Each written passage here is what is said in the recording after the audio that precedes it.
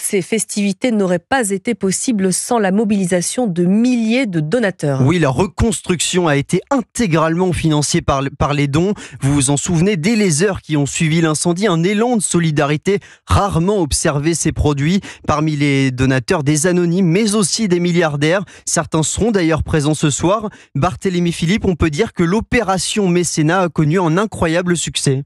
Oui, la renaissance de Notre-Dame, c'est aussi l'histoire d'une levée de fonds historique. Au commencement, il y a les grandes fortunes françaises, alors que les braises fument encore. Le milliardaire et patron du groupe Kering, François Pinault, donne 100 millions d'euros. Le PDG de LVMH, Bernard Arnault, renchérit rapidement en offrant le double.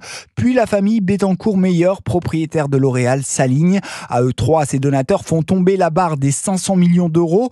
Dans les mois qui suivent, quelques célébrités fortunées et une foule d'anonymes de France ou d'ailleurs complète la levée de fonds, un élan de générosité salué par l'archevêque de Paris, Laurent Ulrich. De grands mécènes bien connus ont lancé cet immense mouvement de générosité. Ils ont été suivis par des particuliers, des entreprises, 340 000 donateurs. Tous méritent notre grande reconnaissance. À tous ces donateurs s'ajoutent des acteurs institutionnels, la région Île-de-France, mais aussi la ville de Paris qui a débloqué 50 millions d'euros pour le réaménagement des abords de la cathédrale.